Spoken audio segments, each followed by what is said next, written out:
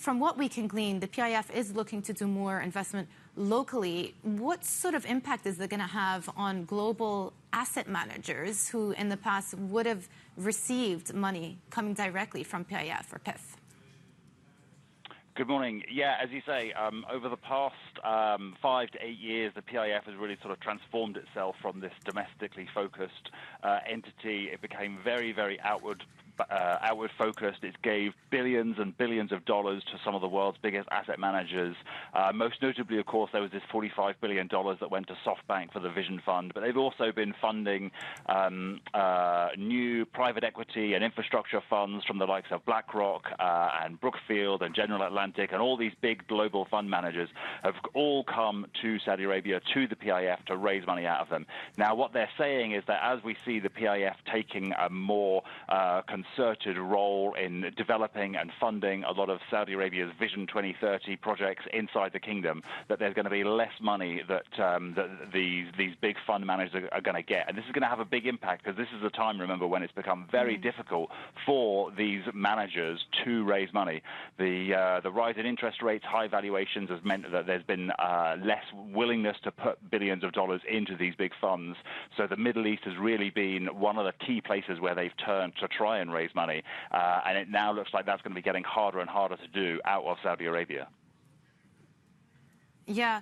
Well, Matt, I mean, it's interesting because it ties in so many different stories together. Number one is the huge spending outlays that Saudi Arabia are required to do in the next couple of years to honor Saudi 2030 vision, in addition to their ambition to bring in international FDI into the country. And you yourselves, the team at Bloomberg News have written stories about how that FDI hasn't matched up to their ambition. So to what extent is that constituting a backdrop for the PIF reallocation of funds here? Well, I think this is a really key point here. If you are a big fund manager and you want to get money out of the PIF now, then you're going to have to convince them that you're going to do something for Saudi Arabia.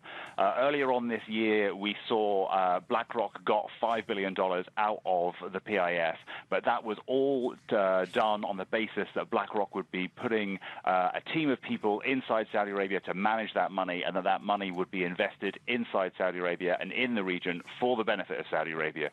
So if you are a big fund manager and you want to raise money out of the Saudis now, then you need to be selling them. You need to be saying to them, what we're going to do for you with this money. And that, as you say, that fits into this FDI story. They want they want to change the narrative that there's always been around the country, where they make loads and loads of money from oil, and then they ship it abroad for somebody else to invest in the U.S. or in Europe. Now they say, we still make a lot of money from oil, but we want to do things which are going to develop and diversify this country. We want you to help us manage it internally, and we want you to help us crowd in other investors rather than just shipping tens of billions of dollars abroad every year. Yeah. One other story that I thought was interesting that I read about the last couple of days. So Alat, one of the units of the PIF, just made a $2 billion investment into Lenovo, which is interesting, right? And in light of what we're talking about these asset managers really finding it a lot more challenging to receive money from PIF, what does it tell you about where their strategic priorities are, given that they're looking to invest in the likes of Lenovo, which is, of course, Hong Kong listed? Yeah, so I think this is an indication of this strategic shift that we are seeing from the PIF, where if they're going to use their money, then they want it to be for not to go into externally managed funds, and they want it to be direct private equity style investments that they control, and where they can pull more levers within the company they're investing in to get them to do something inside Saudi Arabia. And that's a key part of this Alat deal with Lenovo. Is Alat has been set up to try and build an electronics manufacturing industry. So the money that they're giving to Lenovo, the quid pro quo related to that is that Lenovo are going to be coming to Saudi Arabia. They're going to be setting up a Middle East regional headquarters in Saudi Arabia, and they're also going to be manufacturing PCs and data center servers here as well.